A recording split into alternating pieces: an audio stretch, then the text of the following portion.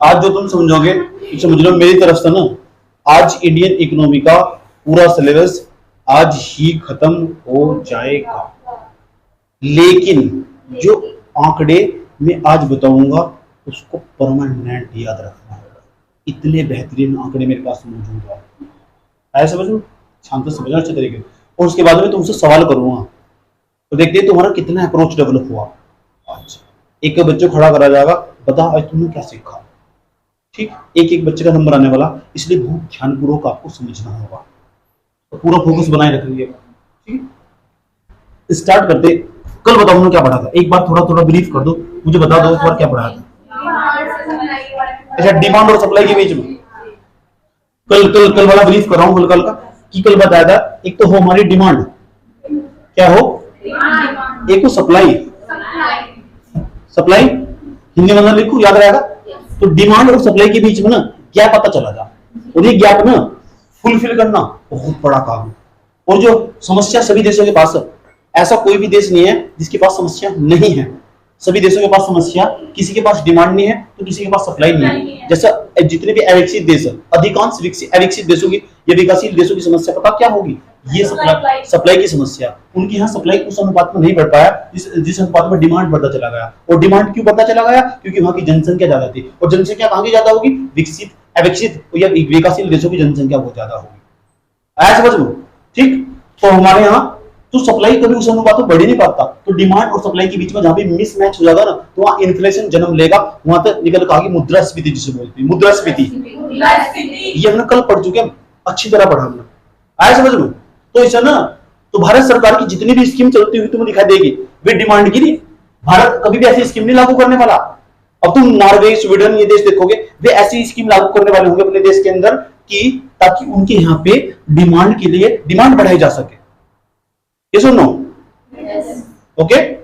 और भारत में जितनी भी आपको स्कीम चलती हुई दिखाई देगी, वे सारी की सारी स्कीम, सारी योजनाएं सप्लाई के आसपास घूमती होगी ताकि प्रोडक्शन बढ़ाया जा सके, उत्पादन बढ़ाया जा सके।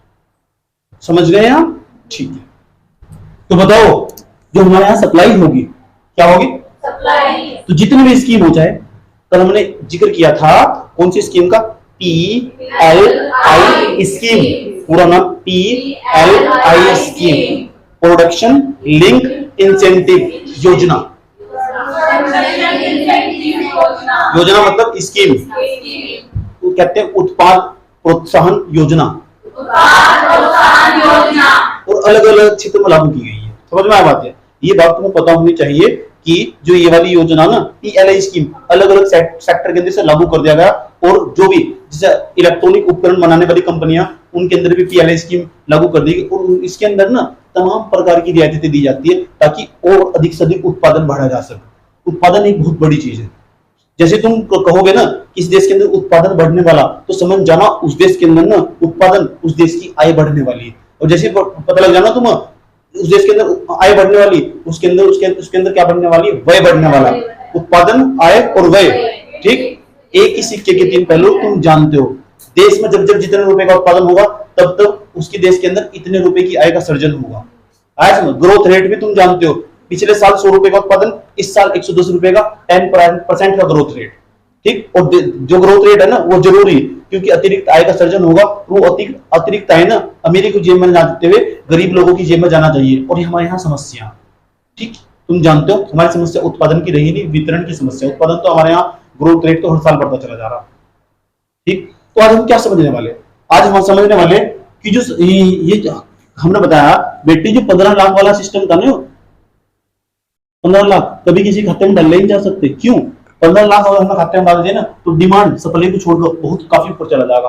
और ये ना अप कर जाएगा और ये डाउन कर जाएगा। तो अगर डिमांड बढ़ जाएगी तो उस देश के अंदर इन्फ्लेशन जन्म लेगा दोबारा पे। सब चीजें इतनी ज्यादा अधिक महंगाई हो जाएगी ना, तो अंदाजा भी नहीं लगा सकते। ठीक, सबके पास डिमांड डिमांड डिमांड इतना छोड़ को चला जाएगा। इसलिए एक सरकार की गलत पॉलिसी ना पूरे देश को बर्बाद कर सकती है। एक छोटी सी नीति ना सरकार को पूरी तरह बर्बाद कर सकती है। अब क्या देश में कोई देश ऐसा हुआ क्या? हाँ, इसलिए तो सरकार में डाल लेने के 15 लाख रुपए डाल लेने का। क्यों डाले खाते में? क्योंकि डिमांड तो बहुत ऊपर चला जाता है और सप्लाई से अनुपात होना पड़ता। और कीन्स ने कहा, क्या कहा था? कीन्स ने कहा था, महान अर्थशास्त्री कीन्स के द्वारा बताया गया था कि अगर किसी भी देश के अंतर्गत अगर डिमांड बढ़ता हो और अनुपात भी उसी, सप्लाई भी उसी अनुपात में बढ़ना चाहिए, तब उस देश के अंदर इन्फ्लेशन यानी महंगाई की दर को कंट्रोल किया जा सकता है। समझिए, हमारे यहाँ जो महंगाई मापने के लिए संस्था, उसे बोलते हैं सीपीआई, कंज्यूमर प्राइस इंडेक्स आता, 2-3 महीने का आता, एक मंत्री, अब तो मंत्री भाई जान लगा, एक डब्ल्यूपीआई हो, एक सीपीआई हो, होलसेल प्राइस इंडेक्स हो, एक कंज्यूमर प्राइस इंडेक्स हो। तो सीपीआई है ना, सीपीआई के आंकड़े बताते हैं हमारे यहाँ जो दर वो 7-8% के आसपास रह रही महंगाई की दर, जो कि पिछले साल की अपेक्षा काफी, पिछले कुछ वर्षों की अपेक्षा अधिक बढ़ी। और जब से जीएसटी लगा हुआ ना, उसकी दरें आसमान छू रही, वस्तु हर चीज महंगी होती चली जा रही है। आया समझ में? ठीक। तो आज हम समझने वाले क्या, कहां समस्या कहां। ये तुम्हारा सिलेबस है, उत्पादन, आय और व्यय, इन तीनों के अलावा तुम पूरी इकोनॉमिक्स में कुछ भी नहीं पढ़ने वाले। एक्चुअल में सिलेबस तो उसी दिन खत्म हो गया था। आया समझ में? चलो, तो डिमांड और ये क्या था हमारा, सप्लाई, 15 लाख रुपए नहीं दिए जा सकते खाते में, झूठा वादा किया गया था। इकोनॉमिक्स और छात्र देखते ही पकड़ लेते हैं। आया समझ जाता है कि इकोनॉमिक्स का छात्र होगा, ऐसा कभी होने का ही नहीं, क्योंकि एक छोटी सी गलत पॉलिसी पूरे देश को बर्बाद कर सकती है। पहले आज मैंने कहा रोटी कपड़ा मकान सबका जुगाड़ हुआ, मकान आज भी आम आदमी की पहुंच से बाहर है। क्यों? पिछली सरकार के द्वारा ना जो नीतियां बनाई गई थी, जिसे हम घाटे की वित्त व्यवस्था कहते थे, जब सरकार को पैसे की जरूरत पड़ती थी, आरबीआई नोट छापता था और भारत सरकार को दे दिया करता था। ये एक गलत पॉलिसी थी, इसका भी भारत शिकार हुआ। वो आज तक भारत को प्रभावित कर रहा है, यानी उस समय की बनाई हुई सरकार की पॉलिसी सरकार को आज तक प्रभावित कर रही है। हाल ही में श्रीलंका के अंदर पिछली सरकारों के द्वारा बनाई गई गलत पॉलिसियां श्रीलंका को चौपट कर दिया, पूरी तरह उसे पूरी तरह चौपट कर दिया। इसलिए एक छोटी सी गलत नीति पूरे देश को बर्बाद कर सकती है। समझ में आ रहा है? ठीक। और तुम भी एडिटोरियल में आजकल यही पढ़ते रहते हो, यही तो पढ़ते रहते हो। ठीक। तो तुम सिर्फ पता क्या पढ़ते हो, तुम सिर्फ उपाय पढ़ते हो। और मैंने क्या कहा था, reason becomes be remedy, reason becomes be remedy, कारण ही उपाय है। जब तक कारण नहीं पढ़ोगे ना, तो उपाय समझ में नहीं आएगा। तो उपाय पढ़ना बंद करो और कारण भी पढ़ो। समझ में आया? तो डिमांड सप्लाई को छोड़कर इतना ऊपर चला गया, कठिनाई पैदा हो जाएगी। अभी बताता हूं तुम, जिम्बाब्वे का नाम सुना तुमने? जिम्बाब्वे, चलो इसे वेनेजुएला का नाम सुना है, जहां पेट्रोलियम के बहुत बड़े बड़े भंडार। वहां ना जिम्बाब्वे के अंदर महंगाई की दर 16,88,000%, 7%, 8% की 16,88,000%। इतनी नहीं है, अभी नहीं समझ में, अब समझ में आने वाला। वहां का ना जो केंद्रीय बैंक हो, प्रत्येक देश के अंदर एक केंद्रीय बैंक हो, जैसे भारत सरकार के पास आरबीआई हो केंद्रीय बैंक, जैसे अमेरिका के पास फेडरल बैंक है, उनके यहाँ का जो केंद्रीय बैंक उसे फेडरल बैंक कहते हैं। जैसे अमेरिका के अंदर पीपल्स बैंक है, जिसे पीपल्स बैंक कहते हैं, पीपल्स बैंक ऑफ चाइना कहते हैं। प्रत्येक देश के पास एक केंद्र बैंक हो, उसका ही काम हो देश के अंदर बैंकों की निगरानी करना। वेनेजुएला के अंदर जो वहां का केंद्रीय बैंक है ना, वो ना उनकी सरकार के लिए 100 करोड़ रुपए का नोट छापता। एक नोट, तुम्हारे यहाँ तो अधिकांश जो नोट 2,000 रुपए का छपा हुआ, उसके बाद बार कोई तुम्हें नोट नहीं मिलेगा। 10,000 का नोट छापने की बात चल रही थी। किसी देश के अंदर इतना महंगा नोट छापना, ये इस बात का प्रदर्शन करता, पता किस बात का, कि उस देश के अंदर ना करेंसी का दाम घट चुका, इतना गिर चुका कि उस देश की सरकार के अंदर गलत पॉलिसी बनाई गई। वहां की सरकार के द्वारा ना लोगों को उठाकर पैसे बांटते गए, तो वहां इतनी महंगाई बढ़ चुकी। वहां ना महंगाई की दर 16,88,000%, सोच सकते हो इतनी महंगाई दर। अब जब महंगाई बढ़ती चली गई ना, एक इंसान जितने रुपए सब्जी का कट्टा भर कर लेकर आता था, इतने पैसे ले जाया करता था मार्केट में, इतने पैसे देगा, इतने सारे पैसे देगा, इतना सब्जी का कट्टा लेगा।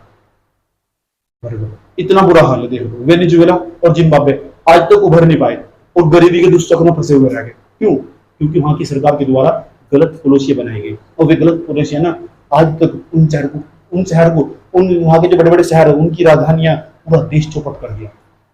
वर्तमान उदाहरण देख सकते हो तुम श्रीलंका का। भारत के पास भी ऐसी स्थिति आने वाली थी। बहुत शुक्र हो उस पर वित्त मंत्री का, जिनने 1991 में भारत के अंदर रिफॉर्म कर दिया, सुधार कर दिया, नहीं तो भारत भी ऐसी ही पॉलिसी का शिकार होने वाला था। और भारत के अंदर आज तुम देखते हो ना, मकान आज भी आम आदमी की पहुंच से बाहर है। तो भारत के अंदर कुछ ऐसी गलत पॉलिसियां बनाई गई पिछली सरकारों के द्वारा, आज तक भारत को नुकसान पहुंचा रही। तो भारत के अंदर ना एक तो वास्तव में रियल इकोनॉमी, एक नीचे ब्लैक इकोनॉमी का जन्म हुआ। आया समझ में? एक नीचे रियल इकोनॉमी और साइड में ब्लैक इकोनॉमी का जन्म हुआ। समझ में आ बात है? तो भारत के अंदर दो प्रकार की इकोनॉमी चलती है, और जो ब्लैक इकोनॉमी है ना, उसे कहते हैं भ्रष्टाचार। तो भ्रष्टाचार की जड़ें ना बहुत गहरी हो देश को, ये पूरा तुम्हारा देश अभी अंदर अंदर से खोखला कर रही है। बात समझ में आई? कोई प्रॉब्लम? मतलब क्या हो?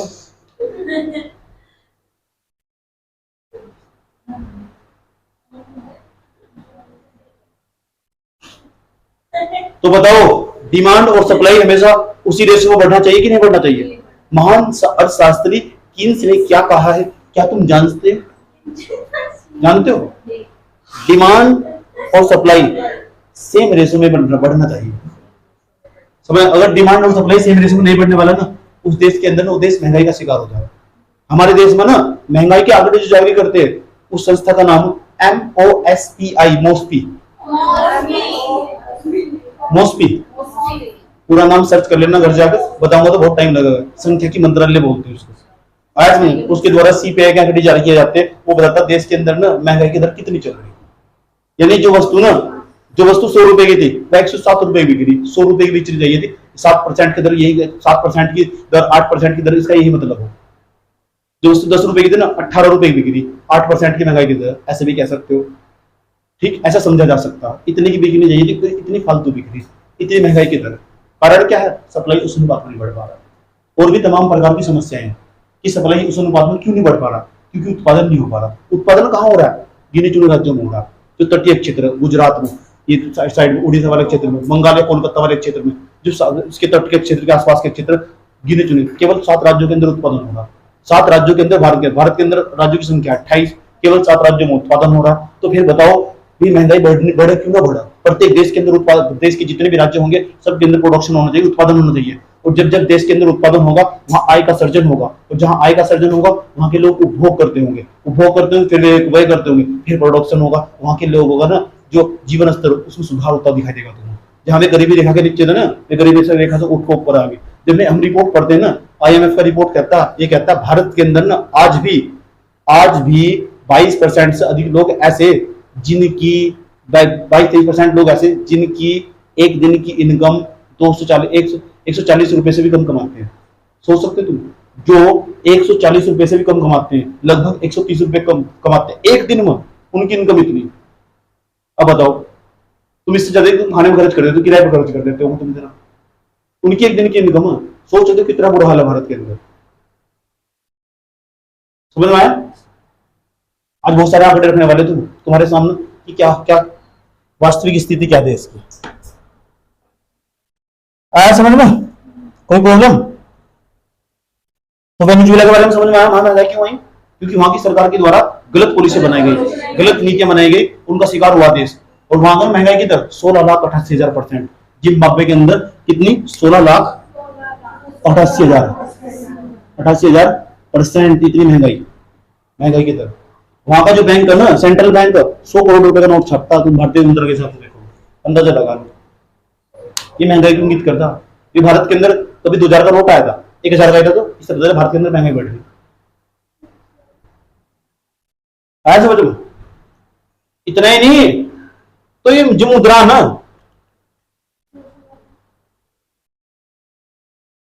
डिमांड और सप्लाई, मुद्रा जिसे बोलते हैं करेंसी, ये मुद्रा हमारी जिसे हम करेंसी बोलते हैं, ये मुद्रा ना डिमांड और सप्लाई दोनों के लिए जरूरी। मैंने कहा जो मुद्रा होगी डिमांड और सप्लाई दोनों के लिए जरूरी। ध्यान से सुनना, क्या बताया? डिमांड, ठीक। तो मुद्रा ना कि अकेला डिमांड तो बढ़ा सकता, सप्लाई नहीं बढ़ा सकता। याद रखना बात। जिसके पास मुद्रा होगी, पैसे होंगे, वो तो सिर्फ डिमांड करेगा ना, उत्पादन थोड़ा एक बढ़ा देगा। तो वही बात है, तुम्हारे सबके पास पैसे 15 लाख तो मुद्रा तुम्हारे पास, तो क्या बढ़ागा? सप्लाई थोड़ा बढ़ा देगा उसे अनुपात में। उसके लिए तो जरूरी ऐसा माइंड सेट करना होगा। जब तुम्हारे हाथ में 15 लाख आ जाएंगे, तुम क्यों जाओगे प्रोडक्शन करने? तुम क्यों जाओगे कंपनी में काम करने? क्या मतलब रहेगा तुम्हारा? कोई जाएगा? नहीं जाने वाला कोई भी। आया समझ लो? ठीक। जहां पहले थी उद्यमी मानसिकता का भाव, तो भारत की प्रोडक्शन में फर्क पड़ता दिखाई देगा। जो इसलिए 15 लाख रुपए डाल लगे। अभी कोरोना काल आया, कोरोना काल में सब तुम घर बैठे हुए थे, 2 साल तुमने घर में गुजारे। सरकार पता क्या कहती? सरकार एक नया कॉन्सेप्ट लेकर आई थी, हेलीकॉप्टर मनी। मैं बैठ के पढ़ रहा था, हेलीकॉप्टर मनी समझ सकते हो तुम? क्या कॉन्सेप्ट लेकर आई? Helicopter money. और तुम्हें पता भी होगा सरकार ने 1500 रुपए खाते भेजे जनधन योजना के तहत। आया समझ में? राशन फ्री में बांटा गया, राशन फ्री में बांटा गया। वो 1500 रुपए खाते में डाल लगे, कभी कभी 500 रुपए भी आए खाते में। ठीक। अभी एक नया कॉन्सेप्ट आता है हेलीकॉप्टर मनी। सरकार को कहा गया कि तुम ना देश के लोगों के पास पैसा नहीं है, पैसा डाल दो तुम उनके बैंकों में, कोई बात नहीं, आरबीआई को क्या हो नोट कर बना के छाप देगी।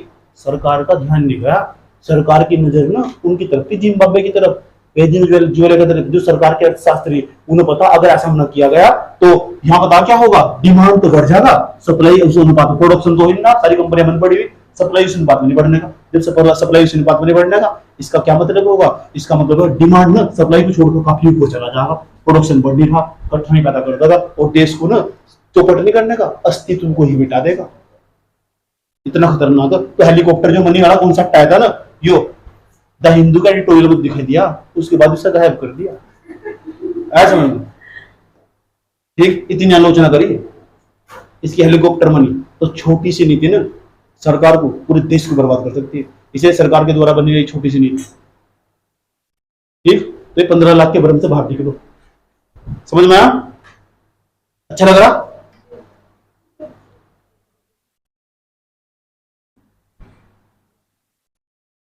कोई प्रॉब्लम?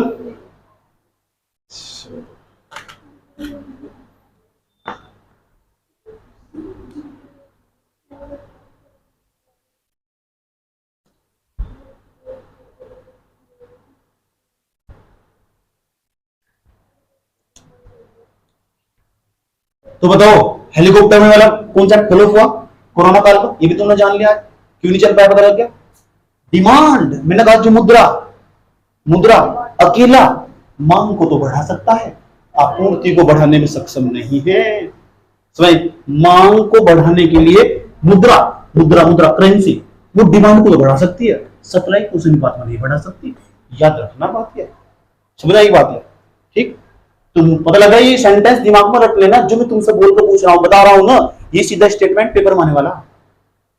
पेपर में मुद्रा सप्लाई को बढ़ाने में सक्षम है, सही है गलत है? गलत। किसको बढ़ाने में सक्षम है? दिमाग को जोड़ा। अच्छा, मुद्रा, तुम्हारे पास पैसे होंगे, अच्छा पैसे होंगे तो तुम डिमांड करोगे, इसका मतलब मुद्रा तो तुम्हारे हाथ में पैसा है तो तुम डिमांड मांग करना स्टार्ट कर दोगे, और फिर तुम मांग बढ़ती चली जाएगी और सप्लाई घटती चली जाएगी। सप्लाई भी उसी अनुपात में बढ़ना चाहिए, केन्स की थोड़ी आज भी जिंदा रहनी चाहिए। वारे वाह किन्स। इसीलिए सरकार पता क्या करती है, सरकार की जितनी भी योजनाएं तुम सप्लाई के, आपूर्ति के आसपास घूमती हुई दिखा देगी, प्रोडक्शन के आसपास घूमती हुई दिखा देगी। प्रोडक्शन के लिए ये वाली योजना चलाई, वो वाली योजना चलाई, ये स्कीम बनाओ, वो वाली स्कीम बनाओ, ऐसे चलाओ स्कीम को, ऐसे चलाओ, तमाम प्रकार की योजना तुमको दिखाई देगी। आज समझ में, क्योंकि तुम क्या हुआ, तुम इंडियन इकोनॉमी का नेचर समझ में आया ना। हम किताब में जाकर क्या पढ़ रहे, बिहेवियर ऑफ इंडियन इकोनॉमी, अपने आप को देख लो तो इंडियन इकोनॉमी का बिहेवियर समझ में आएगा तुम्हें, कहां पढ़ने की जरूरत पड़ रही है तुम्हें। अब तुम्हें कुछ भी कोई स्कीम चलाने वाले ना, तुम डायरेक्ट जोड़ लेना कि भारत के अंदर उत्पादन की समस्या, भारत की समस्या मांग की नहीं है, डिमांड की नहीं है, उत्पादन की, इसीलिए ये वाली स्कीम चलाई गई, ये वाली स्कीम इसलिए चलाई गई, यूं चलाई गई स्कीम। अब पढ़ो स्कीम को जाकर, आया समझ में। महंगाई बढ़ने का कारण भी तुम यहीं से निकल आने वाला हो कि कैसे महंगाई बढ़ रही, कैसे नहीं बढ़ रही। इसीलिए तो सब लोग बात करते हैं ग्रोथ रेट की। किसकी? ग्रोथ रेट हिंदी में क्या कहते हैं? आर्थिक समृद्धि, आर्थिक समृद्धि दर, ग्रोथ रेट इसे बोलते हैं। सब इसकी बात करते हैं, आर्थिक समृद्धि दर की, ग्रोथ रेट की बात करते हैं। पिछले साल 100 रुपए का उत्पादन हुआ था, इस बार 110 रुपए का उत्पादन होना चाहिए, तो इसका मतलब ग्रोथ रेट जरूरी है, क्योंकि ग्रोथ रेट पता क्या बढ़ा, उत्पादन बढ़ा, और उत्पादन का क्या बढ़ा, सप्लाई बढ़ा। इसलिए भारत में अधिकांश ग्रोथ रेट की बात की जाती है, आज में आर्थिक समृद्धि की बात की जाती है। भारत में जितनी बात करेंगे ग्रोथ रेट की, ग्रोथ रेट बढ़ रहा है 9%, 8%, 10%। ये फिर नया कॉन्सेप्ट आया, पाकिस्तान के अर्थशास्त्री महबूब हकली पता क्या कहते हैं, ये कहते हैं आर्थिक समृद्धि के साथ साथ ना आर्थिक विकास को भी बल देना होगा। इसलिए जितने भी विकासशील देश है ना, ये ग्रोथ रेट को तो ध्यान दे रहे, लेकिन विकास को नहीं ध्यान दे रहे। तो आर्थिक समृद्धि तो अनुपात बढ़ रही, लेकिन आर्थिक विकास को भी ध्यान देना होगा। आर्थिक समृद्धि यू कह रहे आर्थिक समृद्धि ना, तो फिर ये आर्थिक विकास है। तुम आर्थिक समृद्धि इतने से ध्यान दे रहे, देश के अंदर ये वाला हिस्सा छूट रहा है, पर्यावरण पर ध्यान दिया जा रहा है, दूसरे क्षेत्रों पर ध्यान दिया जा रहा है, शिक्षा पर ध्यान दिया जा रहा है, सिर्फ ग्रोथ रेट पर ध्यान दे रहे, प्रोडक्शन बढ़ रहा है।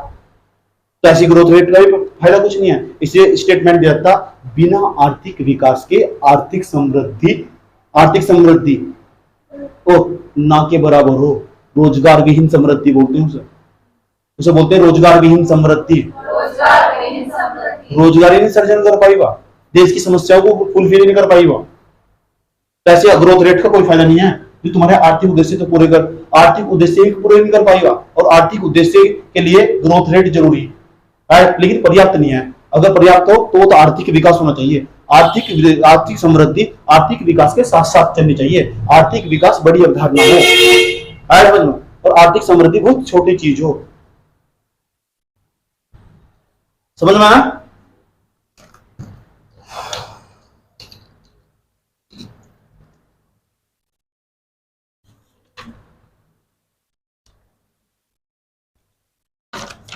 चलो, तो ग्रोथ रेट बढ़ना जरूरी नहीं। क्यों? क्योंकि देश का क्या बढ़ने वाला? सप्लाई। सप्लाई का संबंध किससे? उत्पादन से। प्रोडक्शन बढ़ जाएगा, जैसे प्रोडक्शन बढ़ जाएगा देश की क्या बढ़ जाएगी? इनकम। और इनकम बढ़ जाएगी तो क्या बढ़ जाएगा? आय। आय जब आय बढ़ जाएगी तो फिर इंसान क्या करेगा? खर्च। देश भी क्या करेगा? फिर खर्च करेगा। आय समझ। और खर्च का कितने प्रकार का हो? दो प्रकार का, एक तो हो भोग, एक हो निवेश। बताया था उस दिन, एक तो भोग हो, एक हो बचत। बचत कहाँ हो? बैंक में। बैंक का काम क्या हो? एक ही बचत को दूसरे के निवेश में कन्वर्ट करना। आज तुम जाकर बैंक में जमा करो, जैसे बैंक में जाकर जमा करोगे तो दूसरा वहां से लोन लेने आ जाएगा, वो देश के अंदर निवेश करेगा। तो एक जो भोग हो ना, वो भोग दो प्रकार का हो, एक तो निवेश हो, एक हो व्यय। भोग तो मैंने कहा था तुम्हें, जो खर्चा हो हमारा निवेश, वो बचत हो हमारे 8 रुपए हमारे पास, 8 रुपए को हम दो जगह बांटते हैं। उसका व्यय कितने प्रकार से करेंगे? दो प्रकार से, एक तो भोग करेंगे उसका, एक व्यय करेंगे उसका, और उसके बाद एक करेंगे निवेश। 5 रुपए का था तो 5 रुपए तो हमने साइड में कर लेते और 3 रुपए का हमने निवेश कर लेता।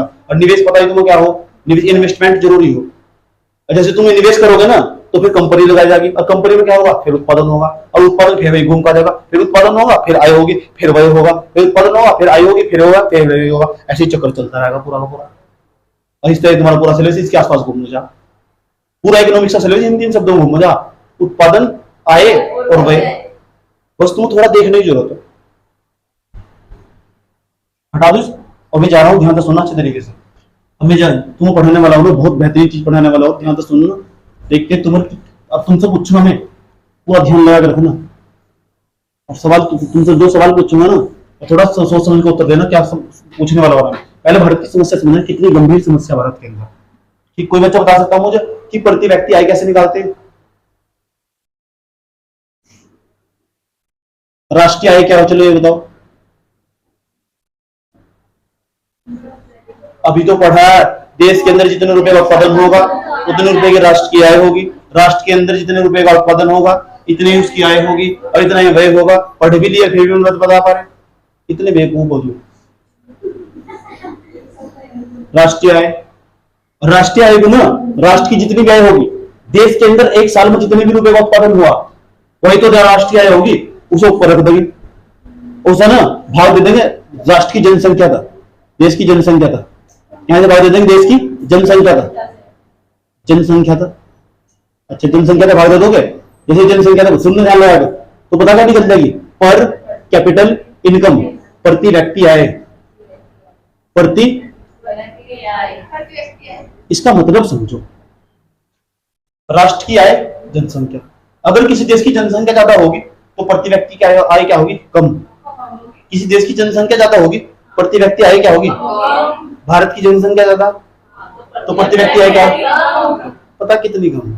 पता भारत की, अगर देश के अंदर 1,34,000 देश की वो मान लिया हमने जीडीपी 1.34 लाख करोड़ रुपए का हमने जीडीपी मान लिया, और देश की जनसंख्या मान ली 121 करोड़, और भाग दे दिया ना तो लगभग आगा $1800 के आसपास, वर्तमान समय के हिसाब से बता रहा हूँ, $1800 के आसपास। मैंने डॉलर को भी कन्वर्ट कर दिया सर, $1800 यह प्रति व्यक्ति आया। यहाँ से एक व्यक्ति एक साल में इतना पैसा कमा रहा, यह प्रति व्यक्ति आया। हो सकता है तुम्हारे भी समझ में ना हुआ, यह प्रति व्यक्ति आया, हो सकता है। अगली लाइन जैसे बोल रहा हूँ तुम समझ में आएगी क्या है। यह तो भारत के अंदर, भारत की जो व्यक्ति है, एक व्यक्ति जो वयस्क पुरुष है वो इतना कमा रहा है, $1800 प्रति डॉलर, $1800 कमाता है एक साल के अंदर, उसकी इनकम है। 70 तो गुना कर लो, पता लग जाएगा कितने पैसे कमा रहा है। अब जब हम जाते हैं ना अमेरिका के अंदर, किसके, मेरे पास अमेरिका अपना आंकड़ा मौजूद है, ये अमेरिका आंकड़ा पता कितना, इस तरह पहले उसका सुन लो। जापान का यही है $32,000, सोच सकते हो, $32,000 जापान के प्रत्येक व्यक्ति की। ये तो इंडिया वाले किया, प्रति व्यक्ति आए डॉलर के हिसाब से, ठीक। अब ये जापान की, ये 1800, 2000 भी नहीं है, और ये 32,000। सोच लो कितना ज्यादा होगा। 32 को 2 से भाग दो, 16% ज्यादा, यानी 16% ज्यादा पैसे कमाती है जापान वाले, इतने अमीर। यहाँ का प्रति व्यक्ति आएगा $1800, वह जापान में कितना 32,000। तो ये तो इतना रहने नहीं है। जैसे मैं सिंगापुर की बात करता हूँ ना, वहां के एक राजा थे, उन्होंने उस देश को पूरा बना दिया। सिंगापुर की 35,000, $36,000। सोच सकते हैं। हेलो, जैसे यूएसए में प्रवेश करते होगे, यूएसए में जैसे जाओगे ना, तो सबसे ज्यादा पर कैपिटल इनकम है वहां की 72,000। सोच लो, सोच सकते हो, $72,000। भारत का देखो लोन खड़ा कहां प्रति व्यक्ति है। सोच लो, इसलिए भारत के बारे में एक ही बात कही जा, ये आंकड़े ना याद करने की चीज नहीं होते, विश्लेषण का चीज हो। ये अंक खोलने वाले आंकड़े हो। भारत के अंदर जो पर कैपिटल इनकम है ना, एक व्यक्ति की लगभग $1800 है। अमेरिका से तुलना करके देखो, इसे $2000 ही मानो ना, इसे काट कर देखो तो 2 तो काटता है, 72, 36 गुना ज्यादा, 36 गुना ज्यादा। सोच सकते हो कितना अमीर है वहां का लोग। इसलिए वहां का जो रहन सहन का स्तर है, जीवन स्तर, वो हम वहां के कुत्ते जीवन गुजारो जो तुम यहाँ जीवन गुजारो। इसे तुलना, हकीकत बता रहा हूं तुम, वहां के कुत्तों का जीवन स्तर तुमसे बहुत बढ़िया। हाँ, सोच लो कितना गुना ज्यादा होगा, रेट बढ़ता ही चला जा रहा। और सिंगापुर हमसे आत्मवाद हुआ। ऐसा वहां क्या हुआ कि वहां पर कैपिटल इनकम इतना ज्यादा? एक तो दूसरा कारण क्या है, वहां की जनसंख्या भी बहुत कम। जनसंख्या बहुत बड़ा फैक्टर हो देश के अंदर। अगर बताओ मैं जनसंख्या घटा दूं तो प्रति व्यक्ति बढ़ना चाहिए, अगर इसे बढ़ाएंगे तो इसे घटाएंगे, ये बढ़ने जाएगा ऑटोमेटिक। तो हमें क्या करना चाहिए, देश के अंदर सारे लोगों को मार देना चाहिए कि प्रति व्यक्ति आय बढ़ानी चाहिए, राष्ट्रीय आय तो इसे बढ़ाने का तरीका ये है, राष्ट्रीय आय बढ़ानी चाहिए। और जैसे राष्ट्रीय आय बढ़ेगी तो प्रति व्यक्ति आय बढ़ जाएगी, इसे बढ़ाओ तो खुद ही बढ़ जाएगी। और राष्ट्रीय आय बढ़ाने कैसे बढ़ेगी, आय कैसे बढ़ेगी, उत्पादन बढ़ाना, उत्पादन, आय और व्यय। मैंने क्या कहा था, जहां तो शुरू हो गए ना वहीं आकर खत्म हो जाएगा। इस सब्जेक्ट की खास बात होगी, जहां तो शुरू हो वहीं खत्म हो जाएंगे। इस सब्जेक्ट तीन चीज पढ़ोगे तुम, तो एक शब्द बता दो, जो इकोनॉमिक्स पढ़ा रहा हूं तुम, दुनिया की कोई शिक्षा उठा के ले आओ और मुझे एक हड्डी दिखा दो, ऐसा आप जोड़ कर दिखा दो, मैं 3 शब्दों में ले आऊंगा तो घुमा फिरा। और ऐसी चीजें तुम्हें होलिस्टिक व्यू तुम डेवलप करना। अभी देखो तुम पढ़ा था प्रति व्यक्ति आय, अभी तुम वहीं लेगा घुमा फिरा कि मुझे प्रति व्यक्ति आय बढ़ानी, कैसे बढ़ानी? तो एक तो ये जनसंख्या घटा दूं, तो ऐसा तो कोई चढ़ेगा नहीं, देश के अंदर सारे लोगों को मार दे जा, ऐसा समझ। तो फिर दूसरा तरीका क्या होना चाहिए कि देश के अंदर, क्योंकि मैथमेटिक्स की खूबी हो ना, एक चीज को हम कई तरीके से प्रदर्शित कर सकते हैं। मैथमेटिक्स में खूबी हो और सब्जेक्ट की अपनी खूबी हो, तो मैथमेटिक्स में प्रति व्यक्ति आय बढ़ाने के 2 तरीके, जब ये बढ़ जाएगा ये भी बढ़ जाएगा, जब ये बढ़ जाएगा तो ये भी बढ़ जाएगा। राष्ट्रीय आय बढ़ाओगे तो प्रति व्यक्ति आय बढ़ जाएगी। और राष्ट्रीय आय कैसे बढ़ेगी, जब उत्पादन बढ़ेगा। ऐसा समझ। और उत्पादन कब बढ़ेगा, जब देश के अंदर निवेश होगा। और उत्पादन, आय और व्यय एक ही सिक्के के 3 पहलू, यानी हम जहां तक चले तो यहाँ फिर होगी। एक चीज बता, तुम इकोनॉमिक्स में जो पढ़ रहा हो, आज पढ़ रहा है जी, मैं इकोनॉमिक्स में पढ़ रहा हूं, अभी मैं जोड़ दूंगा, अभी जोड़ता हूँ, कुछ भी बता दो जाओ मुझे, अनामिक से जोड़कर दिखा दो तुम आज। सब चीज पूरा इकोनॉमिक्स का सिलेबस इन 3 शब्दों के आसपास घूमूंगा, कभी इनसे बाहर नहीं जा सकता, कभी भी। उत्पादन हो, आय हो और व्यय हो। और जिनसे बाहर लेके जा रहा है ना, ठीक है, तो बताओ यूपीएससी का सिलेबस ही नहीं पढ़ रहा, कुछ और पढ़ रहा होगा।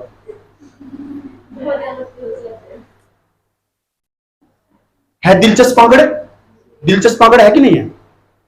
फीलिंग आ रही नहीं आ रही? आंकड़े है नहीं, आंख खोल देने वाले। किसी के सामने तुम बता सकते हो, सर देखो इंडिया का ना प्रति व्यक्ति पर कैपिटल इनकम $1800, ये नहीं तो सपने जो भारत को सोने नहीं देते, जो मोटे मोटे शुरू ला रहे नहीं तो सपने नहीं। तो और क्या, वही तो और क्या है। अच्छा और बताओ जी, बात ऐसी है, इसलिए कह रहा हूं, इसलिए ना तुम पढ़ने से पहले ना, आज यहाँ क्लास में बैठे हो तो आज स्ट्रगल कर लो। अगर आज स्ट्रगल नहीं करोगे ना तो एग्जाम हॉल में स्ट्रगल करोगे। अगर तुम ना अभी स्ट्रगल कर लिया ना तो जिंदगी में स्ट्रगल नहीं करने वाले तुम।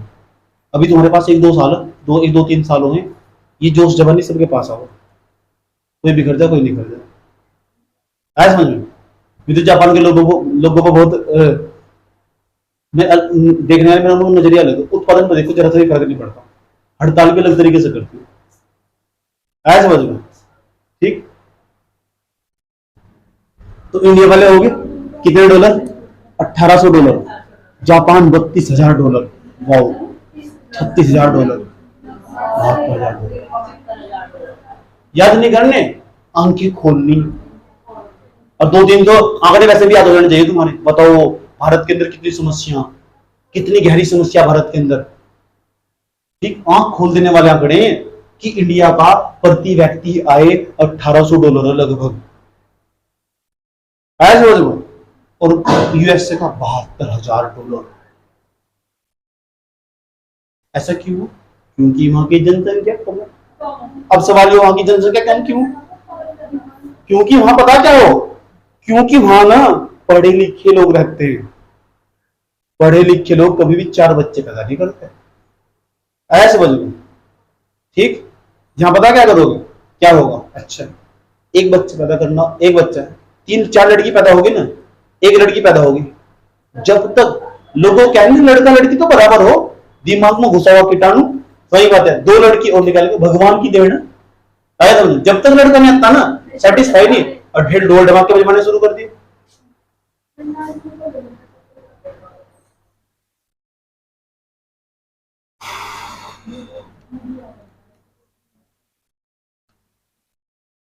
ठीक, तो मुझे बताना ना पड़ा कि प्रति व्यक्ति आय किसे कहते हैं, पर कैपिटल इनकम क्या हो। राष्ट्र की जो आय होगी उसे राष्ट्रीय जनसंख्या से भाग दे, देश की जनसंख्या तक प्रति व्यक्ति आय निकल जाती है। आंकड़ा देख लिया क्या है, कितना खतरनाक आंकड़ा। क्या पढ़ा रहे आप? ये कहीं भी लिख सकते हो आंकड़े, कहीं भी, और परमानेंट याद रहने वाला तुम्हें आंकड़ा। हिम्मत है तो भूल के दिखा दो। जापान का प्रति व्यक्ति आय बताया करे, और अमेरिका का $, इंडिया का कहीं भी लिखोगे तो लिख, हमेशा फिट बैठेगा तुम। और प्रति व्यक्ति आय तुम आज तक नहीं समझ में आया, और आगे बात भूलने के भी नहीं। प्रति व्यक्ति तो आय तुम आज तक नहीं समझ में आया, और आगे बात भूलने के भी नहीं। और तुम्हें ये पता कि प्रति व्यक्ति आय कैसे बढ़ा जा सकता? एक तो जनसंख्या कम कर दी जाए, तो सबसे बढ़िया तरीका क्या है? राष्ट्रीय आय कब बढ़ेगी? जब राष्ट्र का उत्पादन बढ़ेगा। और उत्पादन कब बढ़ेगा? जब देश के अंदर उपभोग होगा। उपभोग कितने तरीके? 2 तरीके, एक तो हो खर्च हो, एक हो निवेश हो। निवेश बढ़ाना होगा, आया समझ में? ये तो बताऊंगी। अब देखो, अब हम एक नया फेजेस स्टार्ट करने वाले दुनिया के अंदर। अब पूरी दुनिया के अंदर अर्थव्यवस्था के अंदर कहां प्रॉब्लम है, और पूरी दुनिया ना कैसे काम कर रही है अर्थव्यवस्था के अंदर, पूरी दुनिया की बात बता रहा हूं तुम्हें। और देखते हैं भारत के अंदर ना, क्या भारत उस जंजाल में फंसा हुआ, इसे कहते हैं विस्कस पॉवर्टी ऑफ साइकिल, इसे कहते हैं गरीबी का दुष्चक्र। आज इसे हम डिस्कस करने वाले। उससे पहले मैं तुम्हें पूरी दुनिया को ना देखने का नजरिया, 3 तरीके देख सकते हो तुम पूरी दुनिया को। नंबर फर्स्ट, जो पूरी दुनिया ना, पूरी दुनिया जो वैश्विक स्तर पर दुनिया, पूरी दुनिया को देखने का नजरिया तुम्हारा होना चाहिए 3 तरीके का। 3 तरीके देश दिखाई देंगे तुम्हें। नंबर फर्स्ट, एक तो होंगे विकसित देश, जानते हो तुम विकसित देश, इंटरनेशनल लेवल में पढ़ा। दूसरे नंबर पर एक हो विकासशील देश, विकासशील देश। तीसरे नंबर पर अल्प विकसित देश, ये तो हो अल्प विकसित।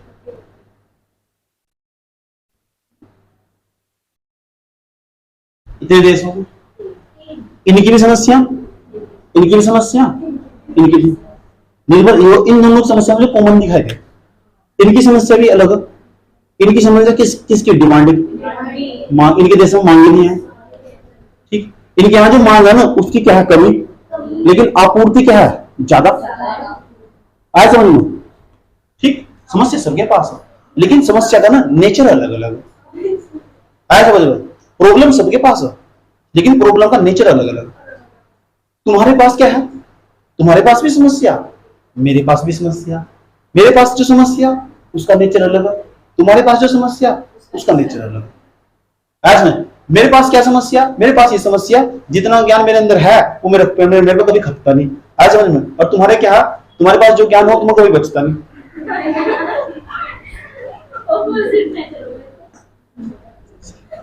अब इसके अंदर यहाँ क्या समस्या? यहाँ आपूर्ति की समस्या। आपूर्ति की समस्या हमारे पास। यहाँ किसकी कमी, अधिकता, मांग की तो हमारे यहाँ कमी रही नहीं, मांग तो हमारे यहाँ हमेशा अधिक रही। समस्या दोनों के पास है, लेकिन दोनों का नेचर अलग अलग है। तो हर बता रहे थे तुम, पेशेंट हो ना, पेशेंट पेशेंट अलग अलग होंगे, हर पेशेंट की समस्या अलग अलग होगी, और कभी भी डॉक्टर सभी पेशेंट को एक जैसी दवाई नहीं दे सकता। क्यों? क्योंकि सबकी समस्या अलग अलग होगी। ठीक, तो मुझे लगा विकसित देशों को अलग दवाई देनी चाहिए, और जो विकासशील और अविकसित देश इन्हें दवाई अलग देनी चाहिए। बात समझ में आई? ठीक, तो अब हम चलेंगे, मैं दो तरीके से तुम्हें समझाऊंगा, पता लग गया क्या क्या बताया गया तुम? ठीक है, लेकिन ये विकसित देश है ना, बड़े खतरनाक है। जो विकसित देश हो, जब ये अपनी नीति में बदलाव करेंगे ना, अपनी नीति में बदलाव करेंगे,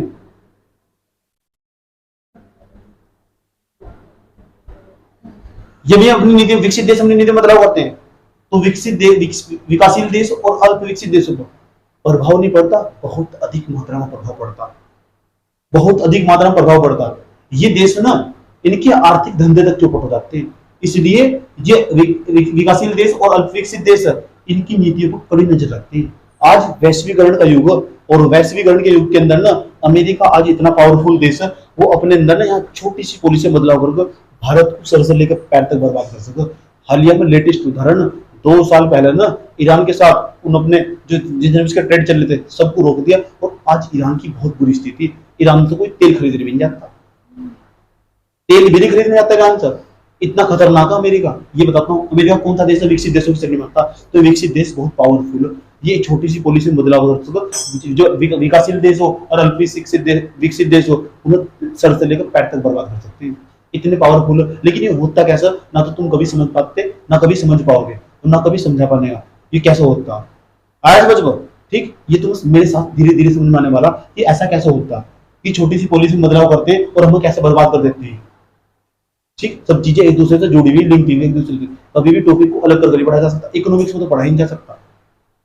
तो इकोनॉमिक्स का बेनिफिट एकमात्र ऐसा सब्जेक्ट जो 50% का डिस्काउंट दे। क्या बताया था? रीजन बिकम्स बी रेमेडी, कारण ही उपाय है। कारण पता लग गया तो उपाय खुद पता लगने वाले तुम्हें, कारण पता लग गए तो उपाय खुद पता लगने वाले तुम्हें। इतनी बात बताओ, समझ में नहीं? कोई प्रॉब्लम यहाँ तक? ठीक है, मैं इसे हटा रहा हूँ और तुम्हें बता रहा हूँ पूरी दुनिया की समस्या कहाँ। ठीक, और तुम्हें लेकर चलते हैं उस आंकड़ों को जो तुम हैरान कर देने वाले। कारण ही क्या हो? देखो, ध्यान तो सुनना चाहिए। इस सर्कल को देखो, मैथमेटिक्स पढ़ा होगा कभी? अच्छा, क्या खूबी हो मैथमेटिक्स में? इसे क्या बोलते हैं? सर्कल को, सर्कस नहीं, सर्कल। अब सर्कल की क्या खास बात हो, इसका ना तो कोई बिगिनिंग पॉइंट होता, ना कोई एंडिंग पॉइंट होता। उन्हें पता इसकी शुरुआत कहां से होगी, खत्म कहां होगा, इसका शुरुआती बिंदु कहां होगा और खत्म बिंदु, इसका जो एंडिंग पॉइंट होगा कहां होगा। ठीक, मान लो number 1, number 2, number 3, number 4, number 5, number 6, number 7, number 8, number 9 तक, 8 9 ठीक 9 10 तक करूंगा, बस 9 होता है। 1 2 3 4 5 6 7 8 9। जो पहले वाला नंबर है ना, मान लो कारण है, क्या है? तो कारण बता क्या? अगर ये कारण है ना, तो ये फिर उपाय है। अब सुनो, ध्यान लगाएगा, मैंने कहा ये कारण है, जो अगर ये प्रभावित होगा ना, ये किसके कारण प्रभावित होगा? इसके कारण प्रभावित होगा, और अगले वाला इसके कारण प्रभावित होगा। ठीक, और अगले वाला इसके कारण प्रभावित होगा, ये इसके कारण प्रभावित होगा, ये इसका कारण प्रभावित होगा, ये इस पर असर डाल लगा, ये इस पर असर डाल लगा, इस पर असर डाल लगा, अंतिम में इसको खुद ही असर डाल लगा। यानी इसे इसने से नाराज किया ना, तो इसने से नाराज किया, और लास्ट में जाकर खुद ही प्रभावित हो जाए। तो जहां से चलोगे ना, वहीं यहाँ करोगे, जाओगे। इस सर्कल की खास बात होगा, इसका मतलब कोई बिगिनिंग पॉइंट होता, कहीं से स्टार्ट कर लो। इस सर्कल की खास बात हो, तो फिर समझाना क्या चाह रहे हैं आप? समझाने ये चाह रहे, सुनो, कि देश, दुनिया ना, पूरी दुनिया इस सर्कल में काम करती है। और आज पूरी दुनिया की जितनी भी तुम पॉलिसी बनती दिखाई देगी, इस सर्कल के आसपास घूमती है। और इस सर्कल के अंदर जो फंस जाना, इसे गरीबी का दुष्चक्र कहते हैं। ठीक, अमेरिका के लिए, जो अमीर देश हो, विकसित देश हो, उनके लिए अलग हो, हम विकासशील और अल्प विकसित देशों की श्रेणी में आती है।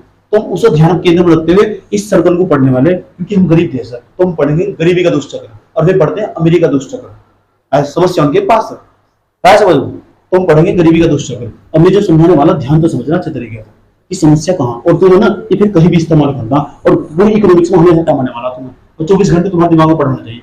आज से समझ के चले जाओ बस।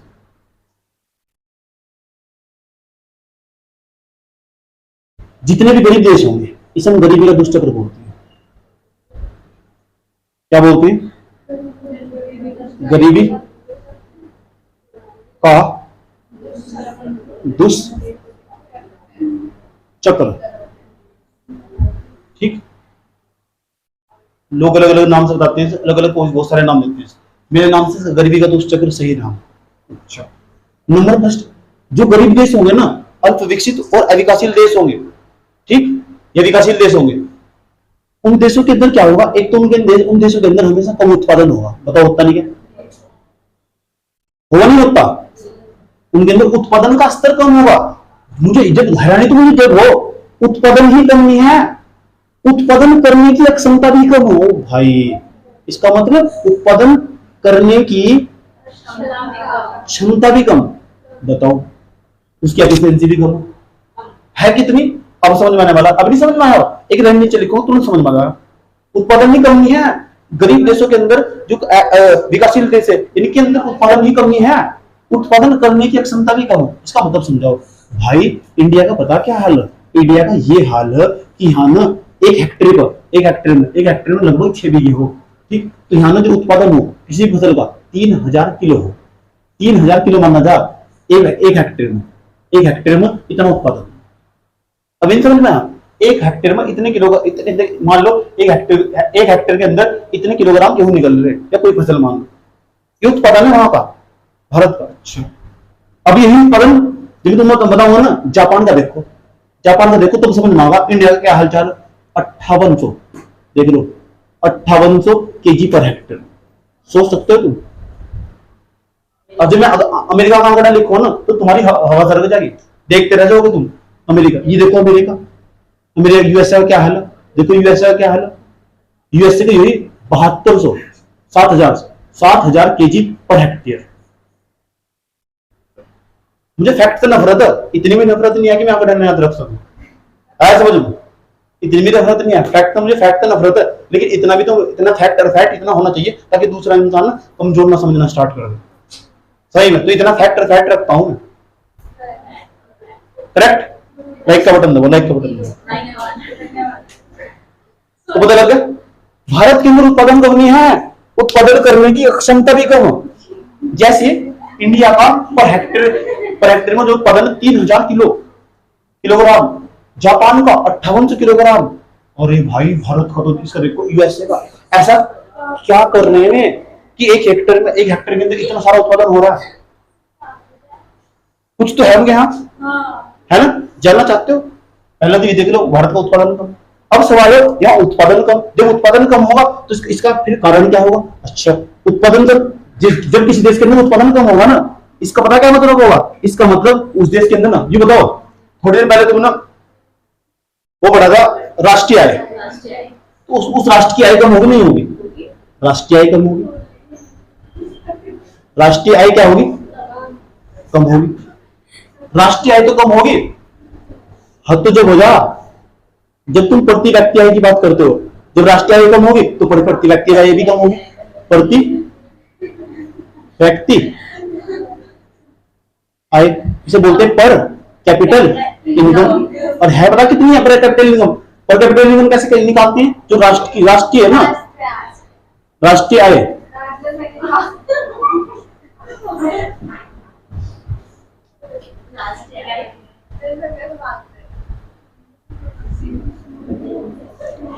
राष्ट्रीय आय को जनसंख्या से भाग लेते हैं।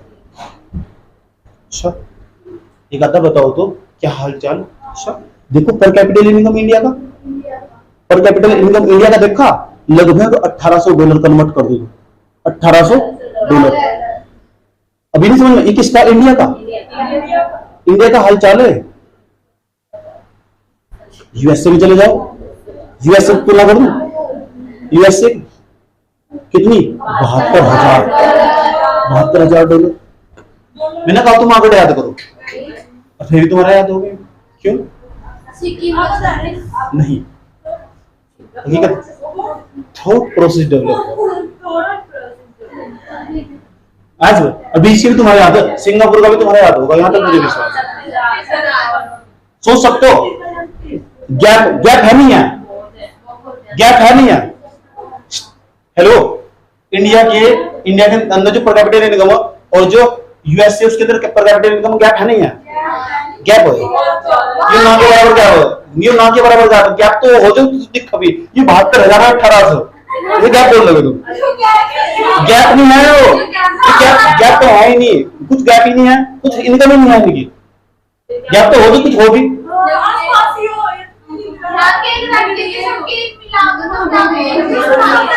चलो चुप बताओ, बात मत करो, बात मत करो।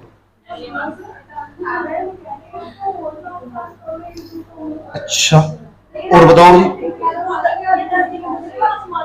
तो यहाँ का ना सुन लो, तो यहाँ की राष्ट्रीय आय ज्यादा, तो राष्ट्रीय आय ज्यादा होने से क्या होगा यहाँ से सुन ध्यान लगा, जब यहाँ की राष्ट्रीय आय बहुत कम हो इन देशों की, तो यहाँ ना कहा जाता जो अमेरिका हो ना, अमेरिका मतलब यूएसए, तो यूएसए के अंदर जो वहां पशु हो, पशु क्या हो, पशुओं का जीवन स्तर क्या है, जीवन स्तर अच्छा किस तरह इंडिया के लोगों से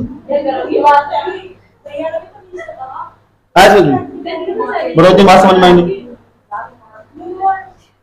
ठीक, जीवन स्तर, तो यहाँ के पशुओं का जीवन स्तर ना इंडिया के लोगों से अच्छा, सोच सकते हो तुम।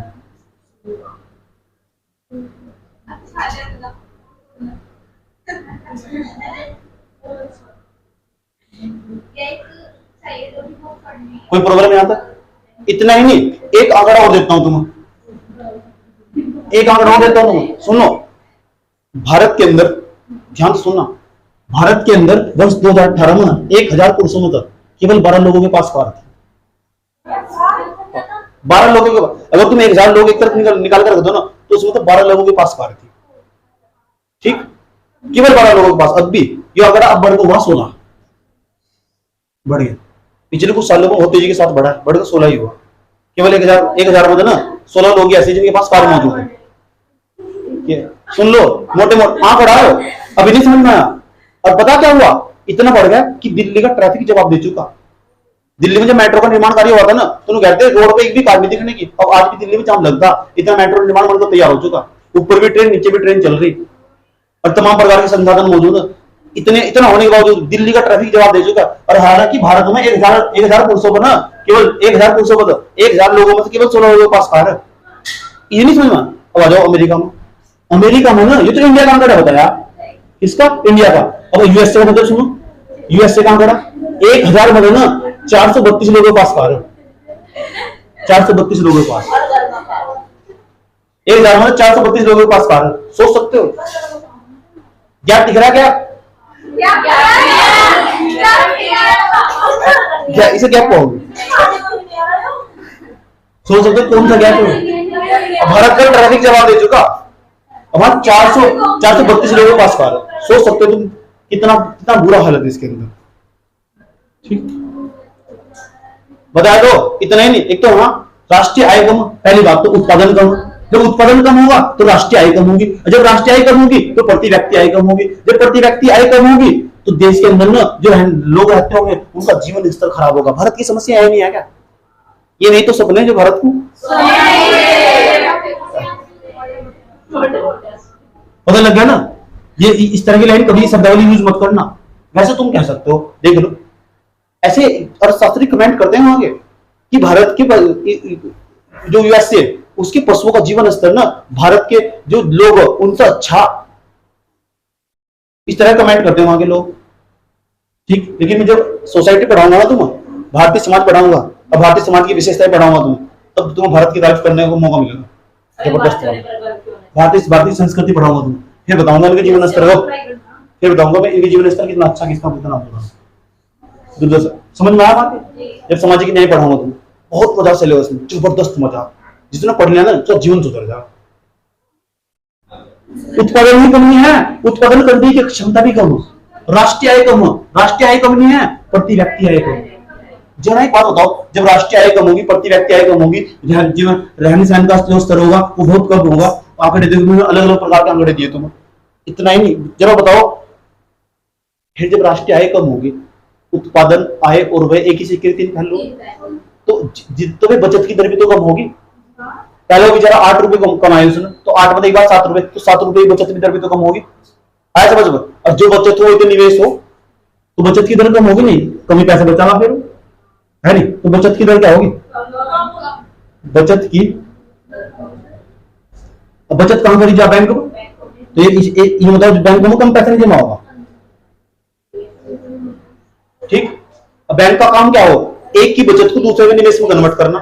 तुम जाओगे, बैंक की खूबी हो, तुम अपनी इच्छा तक बढ़ोगे, क्योंकि तुम हो ना, पैसे की खूबी हो, जो मुद्रा हो ना उसकी खूबी हो, वो खुद में खुद नहीं बढ़ता जब तक तुम उसके ना स्वरूप को चेंज ना कर दो। मेरे पास तुम समझ लो, मेरे पास 20 रुपए थे, तो 20 रुपए है, मैं क्या करूं? 20 रुपए को 20 रुपए नहीं, चलो मेरे पास 2000 रुपए का नोट है, 2000 रुपए का नोट हटाया मैंने, इसमें अलमारी में रख दिया, ठीक है।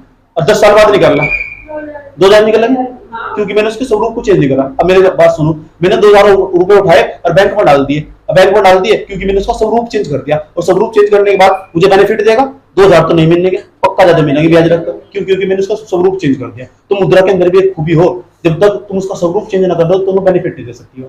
तो पुराने लोग ना, पुराने लोगों में खूबी थी, वे पैसे पता कहां रखते थे? कोठी में निकाल कर रखते थे, अनाज के नीचे दबाकर। समस्या थी, जितना जितना जितना डाल लेते ना इतने निकलेंगे। अब तुम्हारे घर की बैंक बराबर में आकर बैंक खड़ा होगा, तो तुम अपनी इच्छा से आगे बढ़ोगे। अब पैसे ना उठाकर बैंक में डाल पाओगे, ये बैंक के अंदर खूबी हो। अब करेंसी के अंदर पता क्या खूबी हो? करेंसी खुद में खुद नहीं बढ़ता जब तक तुम उसका स्वरूप चेंज ना कर दो। मेरे डायलॉग बड़े काम के हो, याद रखना बात क्या। मुद्रा की ना, जब तुम उसका स्वरूप नहीं चेंज कर देते तब तक खुद में खुद नहीं बढ़ने का। तुम्हारे पास पैसे आए 8-10 हजार रुपए आए, तुमने 10,000 रुपए की तुमने उठा के एक शॉप खोल दी। शॉप तो तुमने पैसे दुकान में लगाए नहीं लगाए, तुमने पैसे अच्छी जगह खर्च करे, तुमने पैसों का स्वरूप बदल दिया, अब तुम्हें बेनिफिट मिलेगा लॉन्ग टर्म। खुद में खुद नहीं बढ़ने का हो, खुद में जब तुमने उसका स्वरूप बदला। आया समझ में?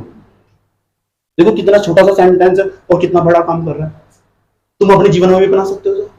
तुम्हारे पास 10,000 20,000 रुपए, तुम्हारे पास 1 लाख रुपए है, 1 लाख रुपए का तुम स्वरूप चेंज कर दो, एक अच्छी सी दुकान खोल लो, और उसके बाद जो 1 लाख रुपए थे उससे 2 लाख रुपए बना सकते हो। क्यों? क्योंकि तुमने ना उसका स्वरूप चेंज कर दिया। तो मुद्रा में खूबी हो क्या?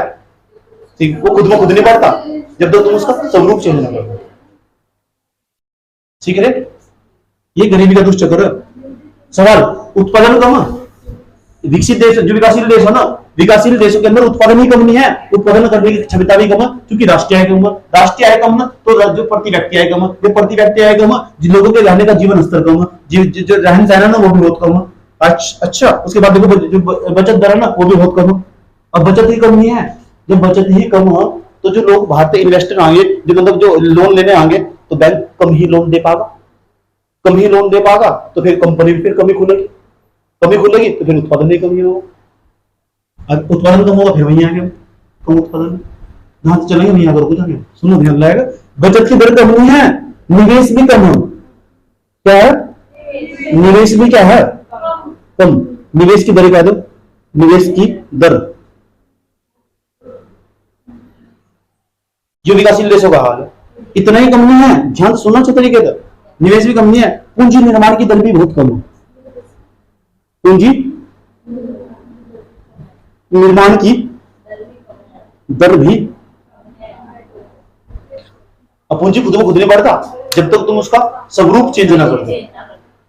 पूंजी खुद में खुद नहीं बढ़ता जब तक तुम उसका स्वरूप चेंज नहीं। तो निवेश की दर कम है क्योंकि पूंजी निर्माण की दर कम है। अच्छा, तो पूंजी निर्माण की दर का मतलब क्या है? पूंजी निर्माण की दर का मतलब हो देश तथा देश के लोगों की उत्पादन करने की अक्षमता का निर्माण करना। ध्यान तो सुनना, मैं क्या बात बता रहा हूं। देश तथा देश के लोगों की उत्पादन करने की अक्षमता का निर्माण करना, इसका मतलब हो देश तथा देश के लोगों की उत्पादन करने की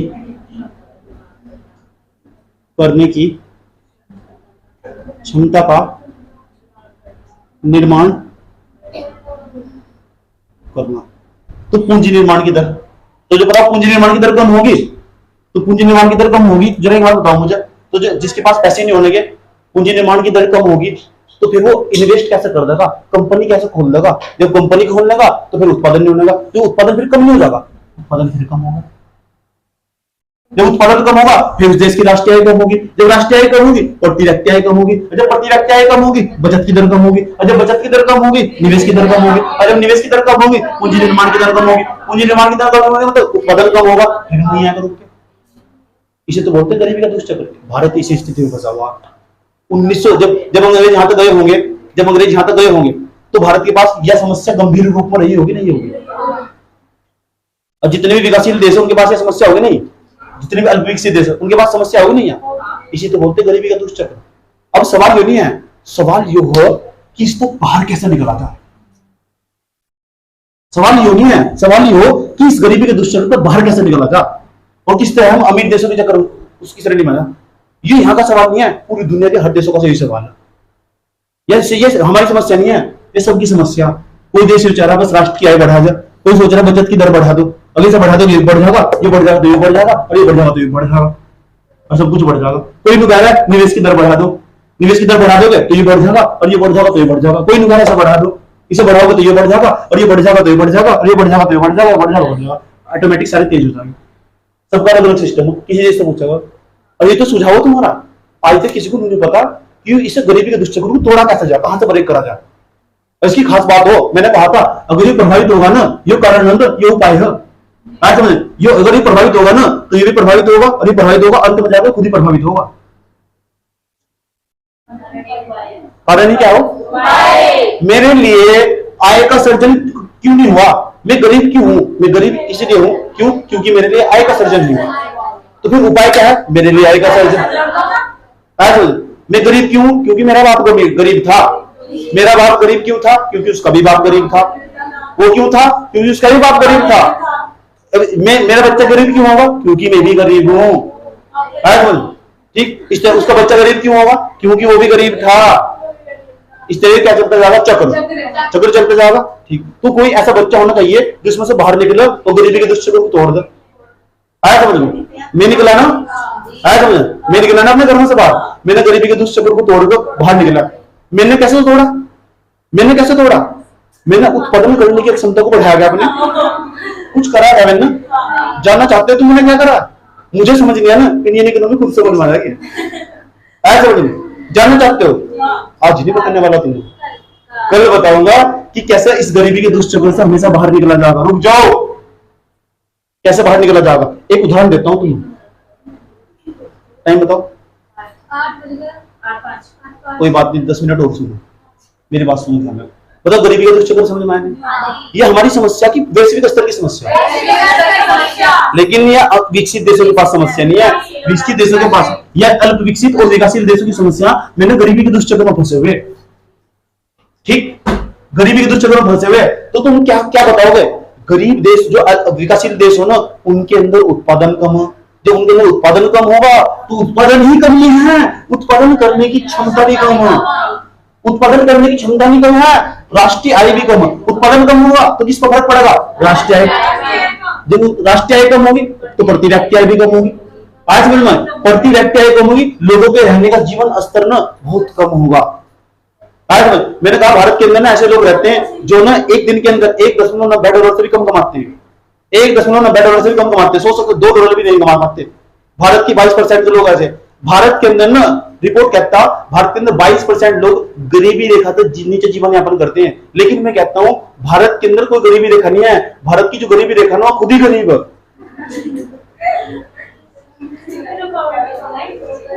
समझ लो,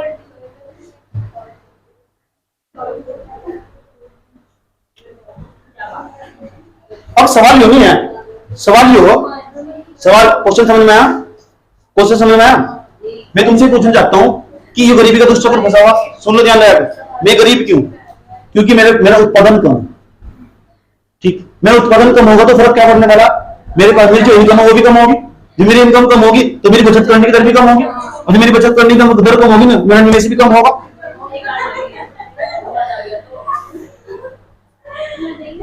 निवेश भी कम होगा, और जब निवेश कम होगा तो मेरी पूंजी निर्माण की दर भी कम होगी। जब मेरी पूंजी निर्माण की दर कम होगी तो मैं प्रोडक्शन नहीं कर सकता, प्रोडक्शन नहीं कर सकता, फिर मैं उत्पादन जहां से चले तो वहीं करूंगी, जहां से चले थे वहीं करोगे। इससे पता चला पृथ्वी गोल है।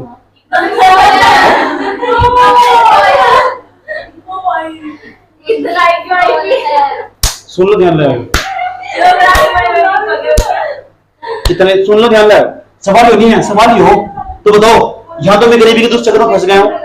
हेलो, यहाँ तो मैं गरीबी के दुष्चक्र में फंस गया हूँ, लेकिन मैं ना गरीबी के दुष्चक्र से बाहर निकलना चाहता हूँ। ये सब देश की समस्या, अल्प विकसित देश, जो विकासशील देश है, इसका हल तुम्हारे पास है। जो तुम्हें आज पता लग गया ना, तुम वैश्विक स्तर पर लोगों को सलाह दे सकते हो, सब लोग कैसे बाहर निकलते हैं। ठीक, अब तुम ना मैं बताता हूँ तुम्हें कैसे बाहर निकलना है। जब भी तो कहता हूँ मुझे फाइनेंस मिनिस्टर तो ज्यादा नॉलेज है, और तुम्हें भी होने वाली कुछ दिनों बाद तुम देखो पता लगा दोगे गलत बोल रही पक्का 100%। ये चार वर्ड इंग्लिश के बोल दे तो कोई ज्यादा बड़ा अर्थशास्त्री नहीं बन जाता। आज तुम भारत की जो प्रॉब्लम्स उसे आइडेंटिफाई नहीं कर सकते तो फिर कहीं की समस्या तुम्हारे पास। आज समझो, फिर थोड़ा ये आगे कह दिया कि 15 लाख बांटेंगे, बांट लो 15 लाख, डिमांड जिस अनुपात में बढ़ेगा ना सब इस अनुपात में नीचे चला जाएगा। देश के अंदर ना जिम्बाब्वे और जो वेनेजुएला जैसा ऐसा हाल होगा, 100 करोड़ रुपए नोट छापना पड़ेगा। सवाल नहीं, इस लाइन को समझो, इस लाइन को एक लाइन बेकार नहीं जानी चाहिए। पूंजी निर्माण की दर का मतलब क्या हो? देश तथा देश के लोगों की उत्पादन करने की क्षमता का निर्माण करना। यू कैसे होगा? यू होगा अवसंरचना बढ़ाकर, अवसंरचना को काम करना, अवसंरचना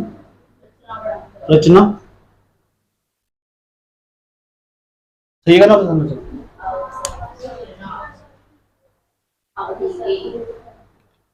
तो अवसंरचना का काम होगा। अवसंरचना कहते हैं इंफ्रास्ट्रक्चर, और इंफ्रास्ट्रक्चर के लिए पता क्या कहा जाता है? इंफ्रास्ट्रक्चर ना इसकी की हो, किसी भी देश की अर्थव्यवस्था की कही जाती है, चाबी कही जाती है। ये जो गरीबी के दुष्चक्र के दरवाजे खोलने वाला, आज हकीकत बात बता रहा हूँ तुम, ये जो गरीबी के दुष्चक्र के दरवाजे खोलने वाला, इसे ना यहाँ से ब्रेक करके तोड़ना सर, और पूरा सिलेबस इसके आसपास घूमेगा। किसी देश के अंदर ना पूंजी निर्माण की दर ना उसे बढ़ाना चाहिए। और पूंजी निर्माण की दर कैसे बढ़ेगी? जब देश तथा देश के लोगों की उत्पादन करने की क्षमता का निर्माण होगा। वो कैसे बढ़ेगा? जब देश के अंदर इंफ्रास्ट्रक्चर बढ़ा दिया जाएगा। और पूरी दुनिया जो विकासशील देश और अल्प विकसित देश है, वे सारे के सारे ना अवसंरचना पर ध्यान दे रहे हैं। अवसंरचना पर क्यों ध्यान दे रहे? अब जब अवसंरचना अच्छी होगी तो देश तथा देश के लोगों की उत्पादन करने की क्षमता बढ़ती चली जाएगी। जो वो बढ़ेगी तो पूंजी निर्माण की दर बढ़ेगी। जैसे पूंजी निर्माण की दर बढ़ेगी उत्पादन बढ़ जाएगा, उत्पादन बढ़ जाएगा, राष्ट्रीय आय बढ़ जाएगी, राष्ट्रीय आय बढ़ जाएगी, प्रति व्यक्ति आय बढ़ जाएगी, प्रति व्यक्ति आय बढ़ जाएगी, लोगों के रहने का जीवन स्तर सुधर जाएगा, जीवन स्तर सुधर जाएगा, बचत की जो दर है वो अधिक हो जाएगी। अच्छा, निवेश की दर भी क्या हो जाएगी? अधिक हो जाएगी, फिर पूंजी निर्माण की दर बढ़ जाएगी, फिर उत्पादन बढ़ जाएगा। तो इससे ना इस गरीबी के दुष्चक्र को यहां से ब्रेक करा जाएगा, यहां से ब्रेक कर जा रहा है सर, यूएस की जड़। अब सवाल ये अवसंरचना हमें कैसे पता लगा? कुछ ऐसा उदाहरण दो ना तो दिमाग में चला जाए। उदाहरण देता हूं 2014 का, ठीक? जब 2014 का उदाहरण देता हूं ना तो मुझे पुरानी बीती बातें याद आती है किताबों की तरह। जब मैं बीती किताबों के पन्ने खोलूं तो गुजरे दिन मुझे बहुत याद आते हैं। सुनिए, वर्ष 2014 का समय था, मैं यहां से रुड़की जाता था। हेलो मोहतरमा, तो रुड़की जाने में ना मुझे यहाँ से 12-13 किलोमीटर के आसपास सफर हो, तो यहाँ से बस से जाने से भी मोटरसाइकिल से जाओगे, रास्ते में खड्डे नहीं आते, खड्डों में रास्ते थे। ऐसा सुनो, जब यहाँ से रुड़की जाया करता था ना, सुन लो कितना यहाँ की अवसंरचना कितनी बेकार थी, यहाँ का इंफ्रास्ट्रक्चर कितना भद्दा था, और सुना ना मेरे उत्पादन करने की क्षमता पर कितना गहरा प्रभाव डालना। देखो जब मैं यहाँ से रुड़की जाता था ना, रुड़की जाने पर कल तक पहुंचते ना पेट में दर्द हो जाया करता था। एक तो गोली साथ में लेकर रखनी पड़ती थी, बीच में खानी पड़ती थी। उसके बाद सुन लो, पहले ध्यान लगाए, जाते थे और जैसे जाते थे रुड़की पहुंचते थे, वहां कुछ देर पढ़ते थे, फिर क्लास में पढ़ाने जाते थे, और जैसे पढ़ाने जाते थे एक कोचिंग ज्वाइन किया हुआ था, ठीक? उसके बाद क्या हुआ?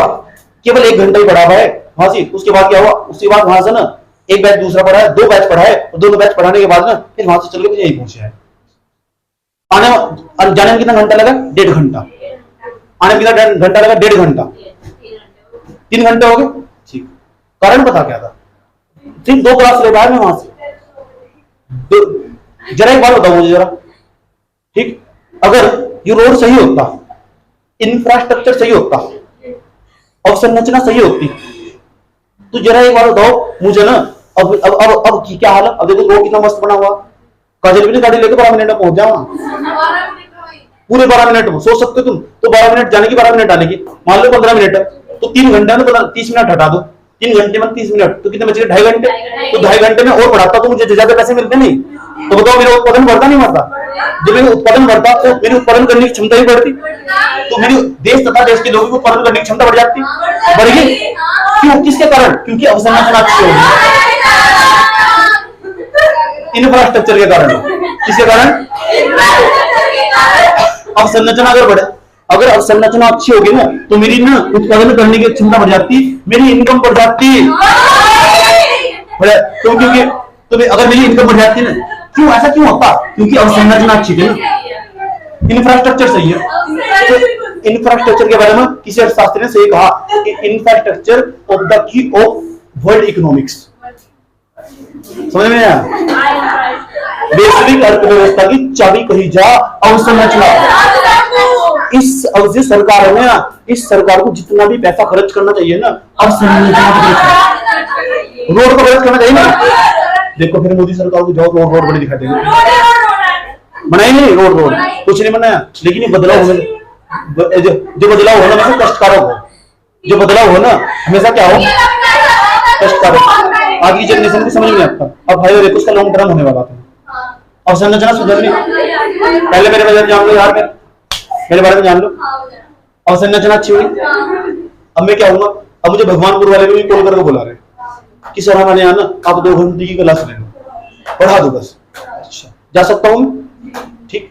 रुड़की वाले भी बुला रहे मुझे, कोचिंग वाले फोन कर, मात्र 2 घंटे की क्लास ले लो। और मेरे क्यों, मेरे दिमाग में नहीं आता अगर अवसंरचना खराब होती तो। अब मैं 4 घंटे, मेरी इतनी क्षमता कि मैं 2 घंटे वहां क्लास लेकर वहां तक ड्रॉप कर देना, वहां साइड से कार से, तो मैं भगवानपुर भी जा सकता हूँ, और फिर वहां से लौट कर घर भी आकर पढ़ा सकता हूँ। इतनी तक क्षमता क्यों? ये ऐसा कब हुआ? जब अवसंरचना अच्छी हुई। जब अवसंरचना अच्छी हुई ना, तो देश के अंदर मेरी उत्पादन करने की क्षमता बढ़ गई। जब मेरी उत्पादन करने की क्षमता बढ़ जाएगी ना, पूंजी निर्माण की दर बढ़ जाएगी। जब पूंजी निर्माण की दर बढ़ जाएगी ना, उत्पादन करने की क्षमता बढ़ जाएगी, तो राष्ट्रीय मेरी आय बढ़ जाएगी खुद की। जब आय बढ़ जाएगी ना, तो मेरी बचत करने की दर बढ़ जाएगी और निवेश बढ़ जाएगा। इस तरह करके ना मैं गरीबी के दुष्ट चक्र को तोड़ कर बाहर निकलूंगा। इतनी बात बताओ समझ में नहीं। एक उदाहरण देता हूँ लेटेस्ट।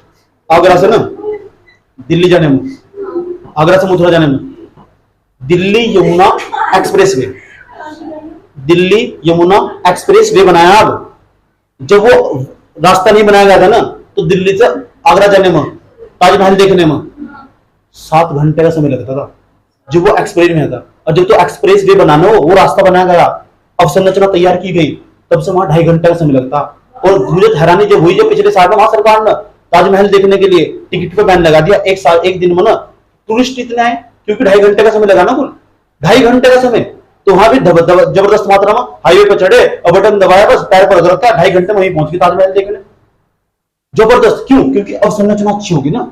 जब अवसंरचना अच्छी होगी तो यूपी की सरकार ने ना ताजमहल के बाहर कहते हैं बस एक दिन में 20,000 लोग ही दर्शन कर सको। क्यों? क्योंकि वहां ना जो पैसा इकट्ठा होता टूरिज्म वो बढ़ चुका, उत्पादन बढ़ेगा ना। तो जब उत्पादन ही बढ़ा, यूपी जो सरकार थी उसकी उत्पादन करने की क्षमता बढ़ गई, क्षमता बढ़ गई, उस देश की पूंजी निर्माण की दर बढ़ गई, तो फिर वहां उत्पादन बढ़ा तो वहां की आय बढ़ेगी यूपी की। जब यूपी की आय बढ़ेगी, यूपी के अंदर बचत दर होगी, बचत दर होगी तो वहां निवेश की दर अच्छी होगी, इस तरह बढ़ता चला जाएगा। कारण क्या है? अवसंरचना। आया समझ में? तो इस गरीबी के दुष्चक्र को तोड़ना चाहते हो ना, तो अवसंरचना पर ध्यान देना होगा। और आज सरकार की जितनी भी स्कीम तुम्हें दिखाई दे रही है ना, टोटल जितनी भी स्कीम तुम्हें दिखाई दे रही है, टोटल सारी इसके आसपास घूमती है, इसके आसपास घूमती है। ठीक 111 करोड़ रुपए खर्च किए गए, 111 करोड़ रुपए राष्ट्रीय अवसंरचना पाइपलाइन नाम की योजना बना रखी सरकार ने। राष्ट्रीय पाइपलाइन योजना सरकार कहती है इस साल ना हम अवसंरचना, सरकार बजट बनाती है, बजट बना के लेके आती है ना, कहती है इस साल हम अवसंरचना पर इतना पैसा खर्च करने वाले। अब सरकार कहेगी अवसंरचना पर इतना पैसा खर्च करने वाले, तो तुम्हारे दिमाग में रहना चाहिए अच्छा अवसंरचना पर ये खर्च कर रहे, देश तथा देश के लोगों की उत्पादन करने की क्षमता बढ़ाना, अच्छा, पूंजी निर्माण की तरफ बढ़ाना चाह रहे हैं। अच्छा, उत्पादन बढ़ाओगे। अच्छा, राष्ट्रीय आय बढ़ाओगे, व्यक्ति आय बढ़ाओगे, लोगों के जीवन का रहन का स्तर बढ़ाओगे। अच्छा, बजट की तरफ बढ़ाओगे। अच्छा, निवेश की तरफ बढ़ाओगे। इस तरह करके से ब्रेक किया जा सकता है। ठीक, तो सरकार को लगा काम करना चाहिए। अब बताओ, जो तुम्हारे टीचर ने पढ़ाया था ऐसे समझाया था क्या? ये बताओ, जब तुम्हारे टीचर ने समझाया था, ये समझाया था उन्होंने?